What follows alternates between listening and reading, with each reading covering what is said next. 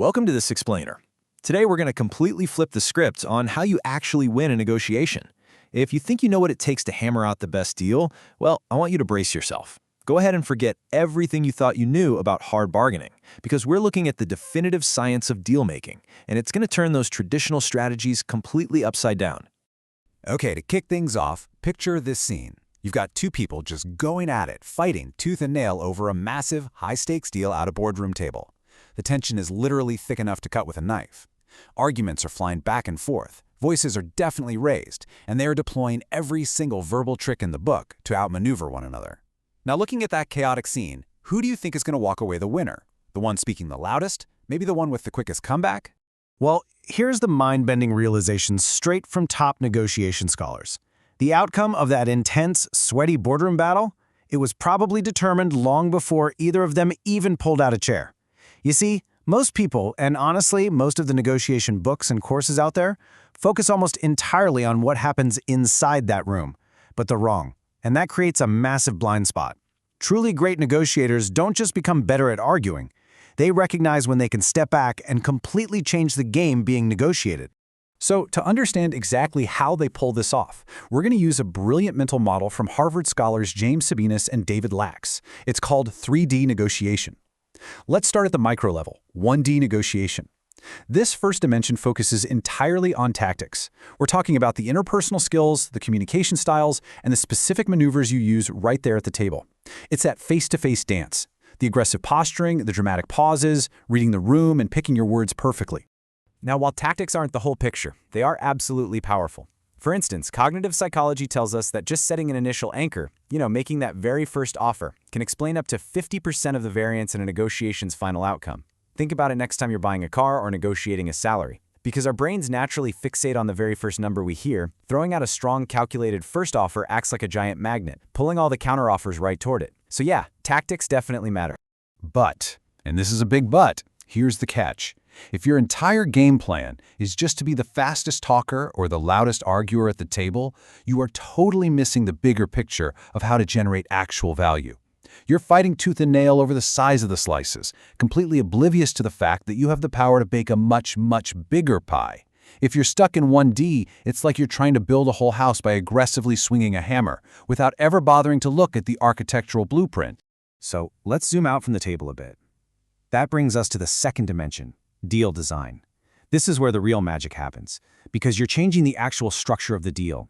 It's the art and the science of diagnosing both economic and non-economic value to craft incredibly creative agreements that unlock hidden benefits for everybody involved. The absolute crucial point in 2D negotiation is that it forces you to look past rigid my way or the highway demands. In negotiation theory, those explicit demands are called positions, but beneath every single position is an interest. That's the silent, motivating need, desire, or even fear that's actually driving the demand. In the heat of the moment, it's really hard for people to let go of their entrenched positions, but 2D deal design forces you to stop arguing over those incompatible positions and start digging into those underlying interests. And history gives us a perfect example of this. Back during the 1978 Sinai conflict, Egypt and Israel held mutually exclusive positions on land ownership. This was a massive, seemingly impossible deadlock. Both nations drew hard lines in the sand. If they only argued their positions, it was a zero-sum stalemate with huge geopolitical consequences. But a 2D approach revealed what was really going on underneath. Egypt sought absolute sovereignty over its historic lands. It was a matter of deep national pride. Israel, meanwhile, was terrified of invasion. Their core interest was ironclad security guarantees along the border. By aligning those specific interests, returning the land to Egypt but completely demilitarizing the zone for Israel's safety, negotiators crafted the historic Camp David Accords. They solved a positional nightmare using interest-based deal design. Honestly, this historical deal shatters a huge misconception. A win-win isn't about simply cooperating, playing nice, or holding hands around a campfire. True integrative bargaining is about actively engineering trade-offs. It's about figuring out what is super cheap for you to give away, something that costs you pennies but is worth a fortune to them, in exchange for what you value the most. It is a highly strategic process of value creation. All right, let's zoom out one more time to the ultimate macro level, 3D negotiation, also known as the setup. This is where you actually walk away from the table entirely. 3D negotiators operate out in the real world to ensure they are even playing the right game to begin with. Think about it. Someone could flawlessly execute 1D tactics, but if they're sitting at the wrong table, they might win the battle, but they will absolutely lose the war. Setup evaluates if the right parties are dealing with the right issues in the perfect sequence before a single word is ever spoken. Let me share a really fascinating example from this source material. There was this niche packaging company that had incredibly innovative tech, but they were stuck fighting over basic commodity prices with their traditional packaging buyers. It was so frustrating. They were getting beaten up for fractions of a penny on every single order. They were totally trapped at the wrong table. So what do? They just stopped haggling. They changed the setup completely.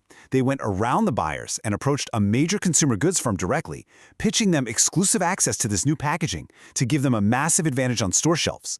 And by flipping the setup, they uncovered a totally new source of value.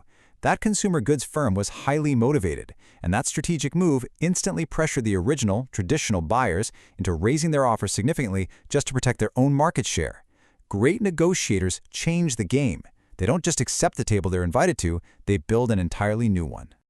Section 1. The Minefield. Why Negotiations Go Wrong. So if 2D deal design and 3D setup strategies are so incredibly effective, why do so many smart, capable professionals still walk away with terrible deals? To answer that, we've got to look at cognitive psychology. The hard truth is, we are constantly battling our own cognitive biases. For example, academic research points to the framing effect. The way a proposal is framed fundamentally limits our ability to evaluate it rationally. Humans have this deep-seated loss aversion. The psychological pain of losing something actually hurts twice as much as the pleasure of an equivalent gain. If a negotiation is framed around what we might lose, we get super rigid, we get defensive, and we completely miss out on rational, value-creating trade-offs.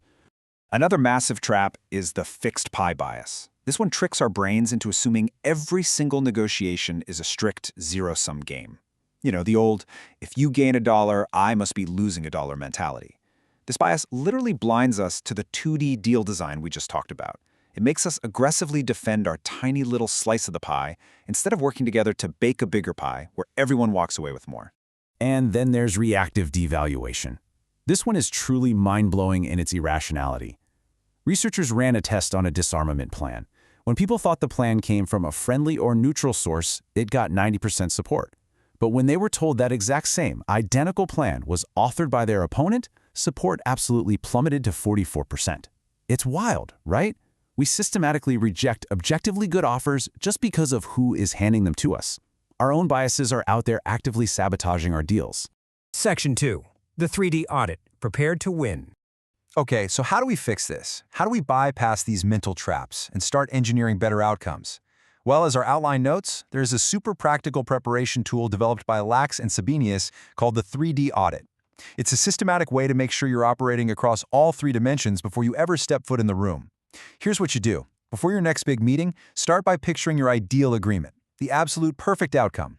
Then, very deliberately, map backward from that goal to exactly where you are right now. While you do that, systematically identify the barriers standing in your way across all 3 dimensions. Is it a tactical communication issue, a rigid deal design, or is the setup fundamentally flawed from the get-go?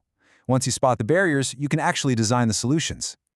To make this a permanent mental model, something you can pull out every single day, just ask yourself these 3 straightforward questions when you're preparing. Number 1, for tactics, what should I say at the table?